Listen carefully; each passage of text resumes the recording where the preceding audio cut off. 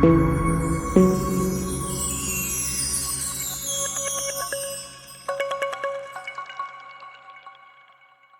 എല്ലാ പ്രിയപ്പെട്ട കൂട്ടുകാർക്കും നമസ്കാരം. അങ്ങനെ ഞങ്ങൾ സ്വീഡനിൽ എത്തിച്ചേർന്നു. അപ്പോൾ സ്വീഡൻ്റെ ഇങ്ങോട്ട് വരുന്ന കപ്പലിൻ്റെ യാത്രകൾ 2 പാർട്ടായിട്ട് ഞാൻ ഇതിന് മുൻപ് ചെയ്തിട്ടുണ്ടായിരുന്നു. ആ വീഡിയോ കാണാത്തവർക്ക് വേണ്ടിയിട്ട് ഞാൻ ഈ വീഡിയോയുടെ ഡിസ്ക്രിപ്ഷൻ ബോക്സിൽ അതിൻ്റെ ലിങ്ക് വയ്ക്കാം. അത് ക്ലിക്ക് ചെയ്തുകൊണ്ട് നിങ്ങൾക്ക് ആ വീഡിയോ കാണാൻ പറ്റുന്നതാണ്.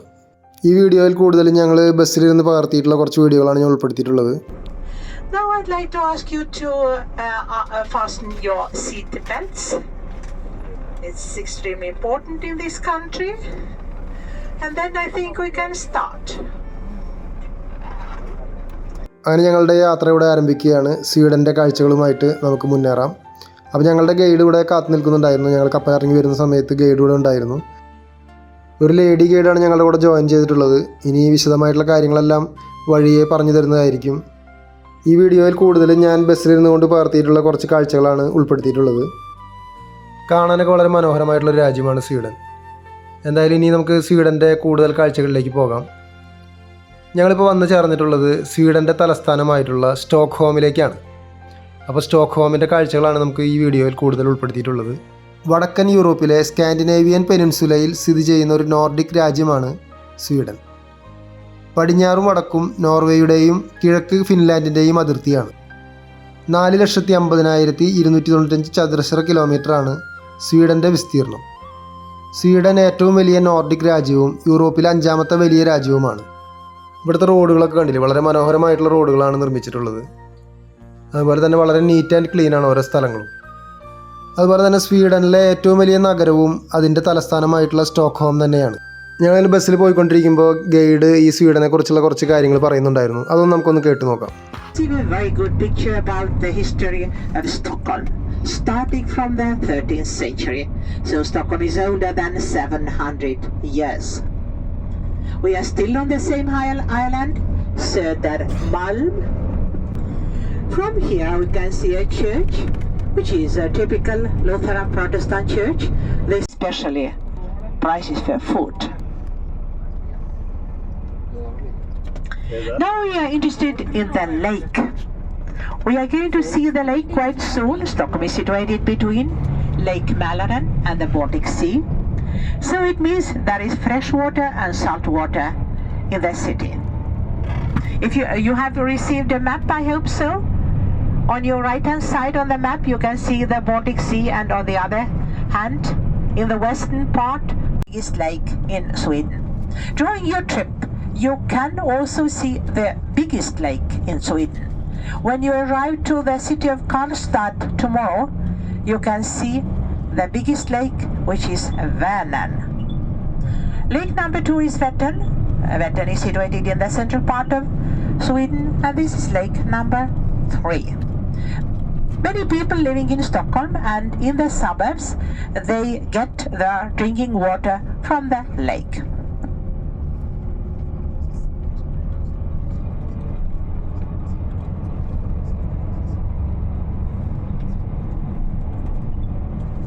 This island is very special, and in comparison with the other islands, the most important difference is that it is geologically so interesting. There are very high rocks, and there are very big differences between different parts of the island. As you see, there are many different ships. Some of them are used as restaurants and as cafes and as bars, mostly in summer and winter.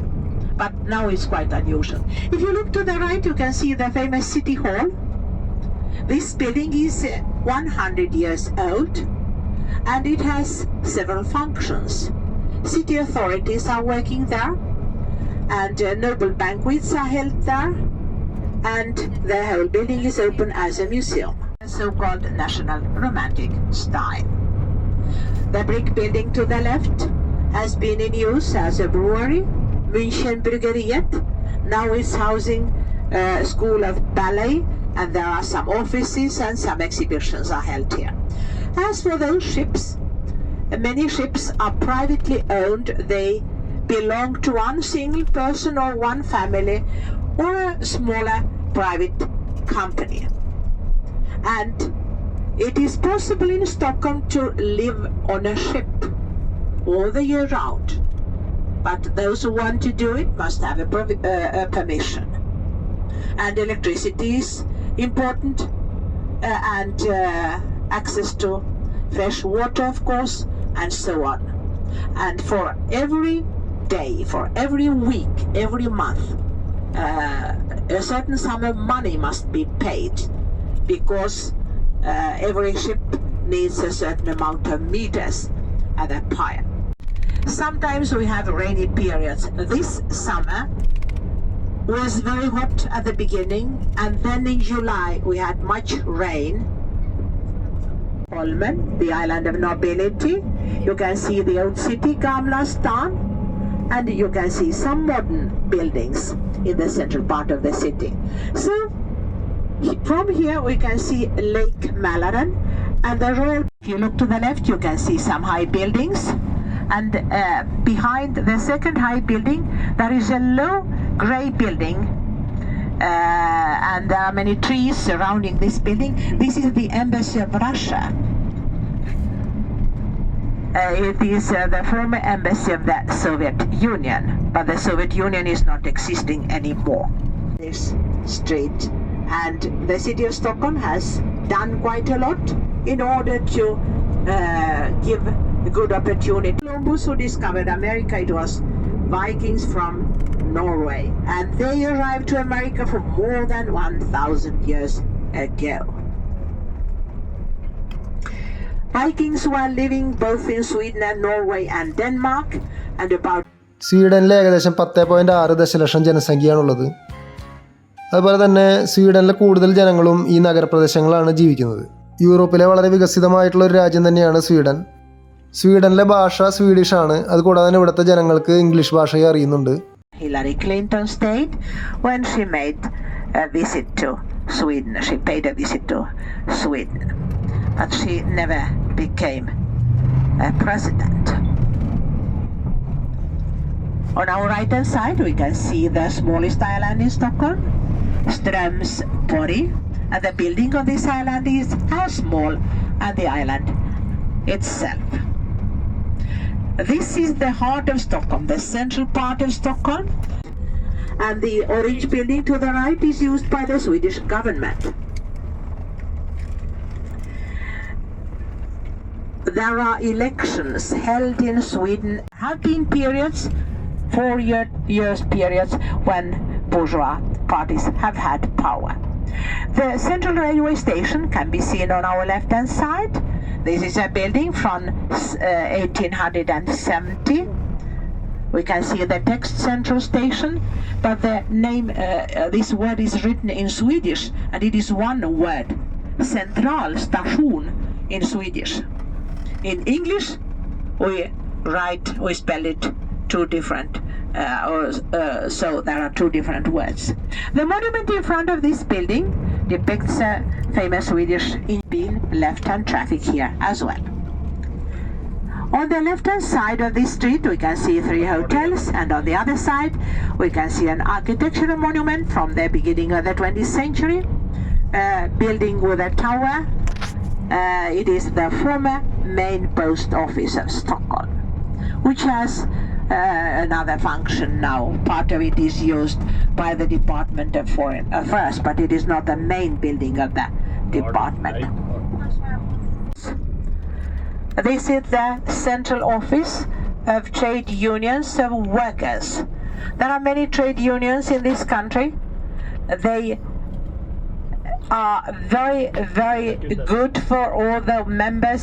They do anything their members want to do, and there are not very big conflicts on the labor market in this country, and a strike is quite unusual in Sweden. There are not many strikes in this country. It seems that all people living and working here, they are already quite satisfied with everything, with salaries and vacations and things like that. This is the second main street of Stockholm, called the King Street. The previous one was called after the Swedish King Gustav Vasa. Second-hand flea market. On other days, flowers and vegetables and fruit are sold here. The blue building to the right is the famous concert hall where Nobel Prizes are awarded on the 10th of December every year by the Swedish king. And the sculpture was made by artist who lived 20 years in America. He died at the age of 80 in 1955. His sculptures can be seen in many cities in this country because about 22 persons are living on 1 square kilometer in Sweden. It's not very much. There is enough space for everybody in Sweden. Sweden is not at all densely populated, especially the northern part. This is the center square of Stockholm.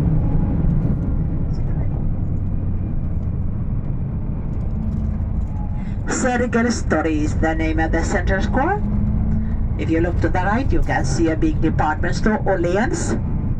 Then you can see the pedestrian street and a church built in the 17th century called Santa Clara Kyrka. A modern building on our right hand side is a center of culture. In this building there is a small theater, city theater, there is a library, there are some restaurants and cafes, and in summer it's possible to sit on the roof of the building where there is a cafe. And there is a big food store. This department store was founded by a local Jewish family in 1915. The park on our right hand side is considered to be the oldest theater is functioning in Swedish. The architecture is very original, very beautiful, very rich. In summer, guided tours are held inside the building. From here we can see much water again. This is also part of the Baltic Sea. At the harbor, the port where you arrived, can also be seen from here. Timetables for city buses.